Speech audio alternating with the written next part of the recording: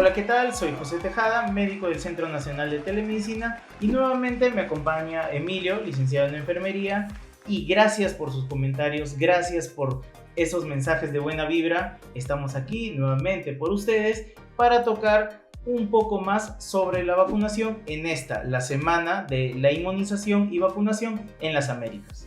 Entonces, continuando en esta semana de la vacunación e inmunización de las Américas, vamos a ahondar un poco más en lo que es una vacuna. ¿Qué es una vacuna, Emilio? Una vacuna es una sustancia que va a ser administrada a una persona y esta al ingresar al cuerpo va a generar defensas contra esa enfermedad. Que puede ser un virus o una bacteria. Exacto. Entiendo. ¿Y cómo se administra esa vacuna? Bueno, cada vacuna tiene indicaciones diferentes, no todas se administran por la misma vía. Hay algunas que se administran directamente en el músculo, otros por vía oral, otros a nivel subcutáneo y algunos incluso en la piel, que es en la capa más superficial, que sería la dermis. De acuerdo al tipo de vacuna en sí. Exacto. Hay otra consulta también que nos han hecho el público. ¿Por qué a los niños se le vacuna a veces en el brazo o a veces en la pierna?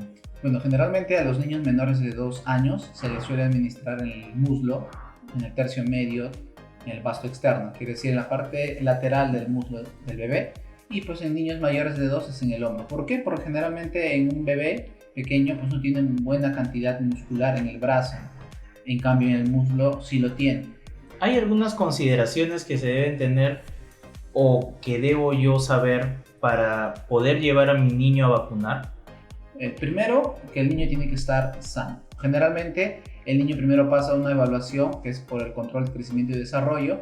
Previo a eso, recién se podría decidir si el niño está en buenas condiciones de salud y posterior a eso recién se le puede administrar lo que corresponda según su edad.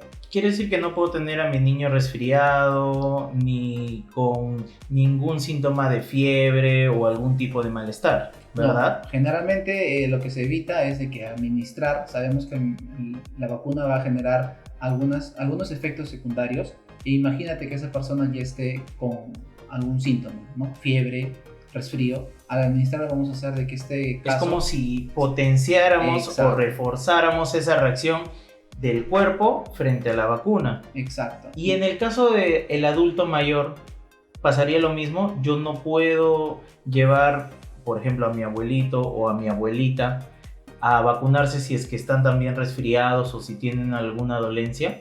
Es similar porque obviamente el organismo va a trabajar de la misma manera al administrar la vacuna y entonces es preferible para evitar que haya esos malos entendidos y sobre todo echar la culpa a que la vacuna me generó eso, preferimos que la persona esté completamente sana.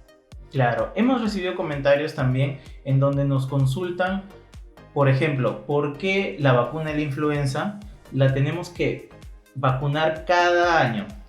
Bueno, este virus generalmente cada año muta, ¿ya? O cambia su estructura, por ende la vacuna se administra anualmente. Esto es como una actualización del sistema. Imaginemos que es una computadora y pues no, cada año compramos una nueva suscripción de una nueva versión y tenemos que ir actualizando. Lo mismo ocurre con cada dosis que se va a aplicar cada año. ¿Hay alguna otra vacuna similar o hay alguna enfermedad similar en la cual yo necesite ir cada año o es solo la influenza?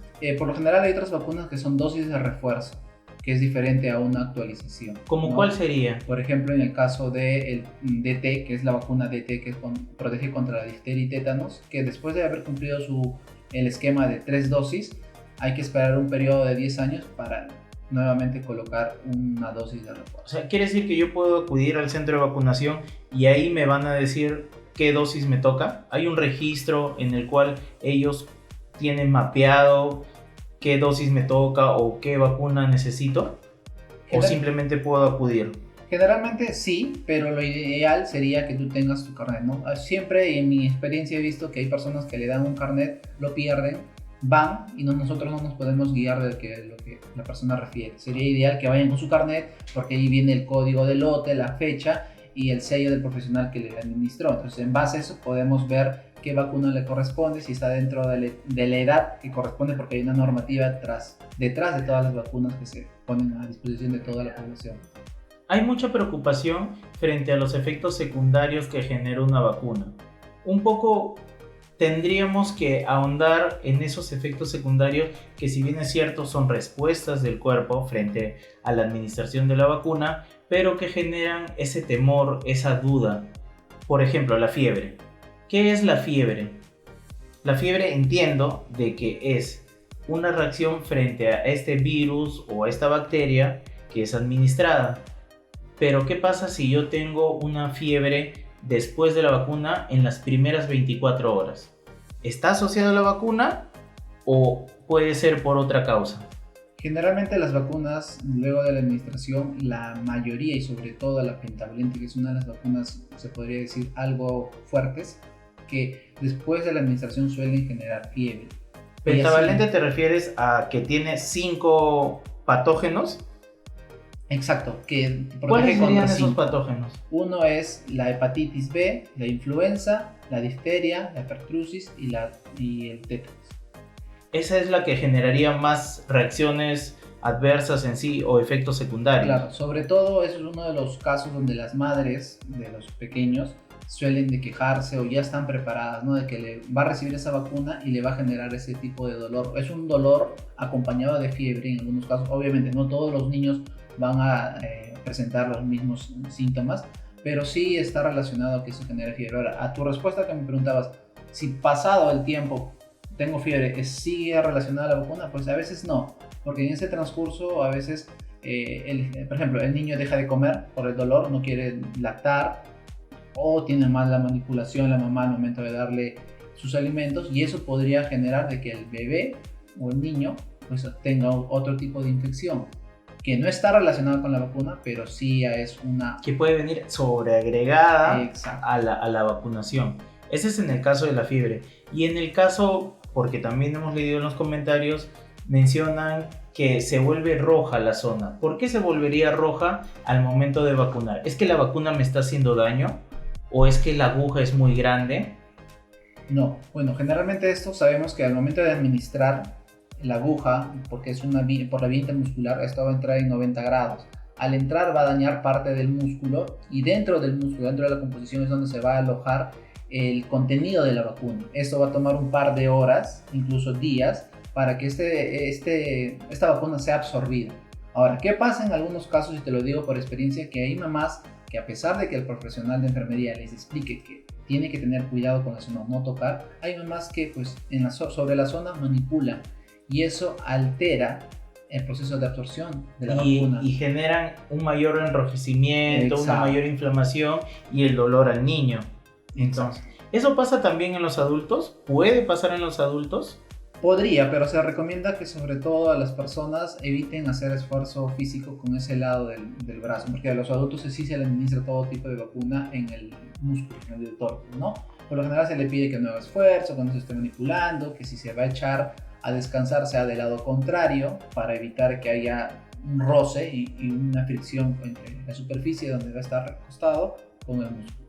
Hemos hablado ya de la influenza, hemos hablado de la pentavalente. ¿Hay alguna otra vacuna que tengamos a consideración en el caso, por ejemplo, de la población de adulto mayor? Una de las vacunas que se le está aplicando a los adultos mayores es el neumococo, ¿no? Esta es una vacuna de una sola dosis que previene la neumonía adquirida en comunidad, Exacto. que es una de las enfermedades más frecuentes en casi todos los distritos. Exacto, pero sobre todo no es a cualquier tipo de personas, sobre todo está dirigido a personas que tienen algún riesgo o tienen algún problema a nivel respiratorio y que son más susceptibles a contraer este tipo de... O sea, aquellas personas que tienen un antecedente o alguna enfermedad anterior, que puede ser asma o una bronquitis o incluso una neumonía previa, serían las calificadas para ese tipo de vacunas, ¿verdad? Exacto, que tengan sobre todo en general factores de riesgo. Y estas son las personas a las cuales se le van a administrar. Supongamos, yo llevo a mi abuelo está completamente sano, pero no tiene ningún factor de riesgo, pues no se le va a poder aplicar porque no cumple con los requisitos, ya que estas vacunas se compran exclusivamente para ese sector o para ese grupo etario que tiene una comorbilidad o un factor de riesgo. Además de esa vacuna, ¿hay alguna otra vacuna que, por ejemplo, se considere en la etapa adulta? Con eso me refiero a los 25, 35, 40 años, en este caso nosotros. ¿Qué vacuna tendríamos que considerar? Bueno, generalmente se administra dos vacunas, que es la DT y el HBV o hepatitis. La DT viene a ser de las siglas difteria y tétanos. ¿Por qué? Porque en esta etapa el adulto tiene muchos riesgos. En el caso de la hepatitis puede contraerlo de repente con su pareja o una relación no protegida, y es un medio en el cual la persona puede contraer ese enfermedad. Entre el tétanos, generalmente hay muchas personas que trabajan en empresas, no utilizan los medios de protección, de seguridad, y por ahí lo más común es de que se hinquen con un clavo oxidado, e incluso en partes donde se da a luz una embarazada, no suelen ser a veces del 100% en hospitales, en los centros donde hay un control de bioseguridad, sino que a veces se dan en partos domiciliarios, se suele dar en el carro, rumbo. Y se exponen a ese tipo de sustancias que sería protegida con esta vacuna del tétano. Exacto. Ahí es un medio donde la persona tiene mayor riesgo a contraer ese tipo de toxina, en este caso contra el tétanos, y para eso es donde se le administra, ¿no? Como podemos ver, son varios riesgos que el adulto tiene de acuerdo a su desempeño laboral que lo puede hacer, y es por eso que se le... ¿Y qué pasa cuando yo quiero viajar, por ejemplo, a la selva? Tengo entendido que hay una vacuna también indicada para la selva, ¿cierto? ¿Cuál sería esa vacuna? La vacuna que se suele administrar es contra la fiebre amarilla, ¿no? Esta es una vacuna que se va a administrar vía subcutánea, no es en el músculo, es en el tejido subcutáneo, es en la grasita, y pues esta va a ayudar a proteger. Que es normalmente en el brazo. Exacto. Y no es en el mismo ángulo que tú mencionas, que es 90 grados, sino un ligero, creo que 45 grados, o inclinado en la zona de la grasita del mismo brazo. Exacto, hay que recalcar eso porque muchos piensan de que toda vacuna que entra al brazo, en el músculo deltoides, todo eso es intramuscular, ¿no? Como tú bien lo dices, va a depender del ángulo que se necesite. Si es 90, es intramuscular, que obviamente si este es el deltoides va a ir directamente, y si es subcutáneo va a ir en un ángulo de 45. Claro, el músculo deltoides es el músculo que tenemos aquí y lo conocemos más como por el hombro, ¿cierto? Y es donde entra normalmente la vacuna, pero el subcutáneo vendría a ser en esta zona. Exacto. Justo en la misma zona, se hace con tu mano, se hace un pliegue, cogemos la parte del tejido subcutáneo. Eso va a depender también de la persona, porque algunos no tienen, por ser atléticos, hacen ejercicios, no tienen gran cantidad. Esa grasita. Exacto. Que permita inocular la vacuna. En cambio, a una persona que tiene una vida sedentaria, de repente, ahí sí vamos a notar. Entonces, pues hacemos el pliegue, cogemos como un pequeño pliegue, vamos a tocar que es netamente el tejido subcutáneo, y ahí es donde se administra la vacuna. Que sería solo la fiebre amarilla. No hay otra vacuna que tendría que ser aplicada previamente a un viaje. Sí, ahora, para ese tipo de vacunas generalmente se recomienda que se administren días previos al viaje, ¿no? ¿Cuántos días aproximadamente? Aproximado entre 10 a 15 días, no porque mañana me voy de viaje a la selva, hoy día me pongo y me va a hacer efecto, ¿no? Porque puede haber el riesgo de que yo llegue y contraiga la enfermedad, y la vacuna aún todavía no ha hecho efecto porque está en un proceso de adaptación con el organismo. Entonces, previo a un viaje yo tengo que tener por lo menos unos 15 días para poder vacunarme, y así dejar que la carga que está dentro de la vacuna genere esos anticuerpos o esas defensas para yo poder combatir en caso que contraiga al momento de viajar. Exacto. O al llegar allá. Hay que tener en cuenta, para que se pueda entender, es de que el organismo no actúa como una máquina, ¿no? Que yo le inyecto tal vacuna y en inmediatamente no. Toma su tiempo. Por lo general, lo que se recomienda en sí para todas las vacunas es mínimo debe de pasar 30 días para administrar otra vacuna. Un ejemplo, mi niño tiene 6 meses, se le va a administrar 3 vacunas, pero como es menor de 2 años, solamente tiene 2 piernas, ¿no? Se le puede administrar 2 vacunas. Esa vacuna no se le puede administrar porque ya no hay dónde. Por ende, ¿cuánto tiempo tengo que esperar? Serían 30 días. Por lo menos un mes estamos hablando que hay que esperar para volver a vacunar a mi niño. Ahora, lógicamente hay un calendario extenso de acuerdo a edades y de acuerdo también a condiciones del niño que debe tener para poder vacunar.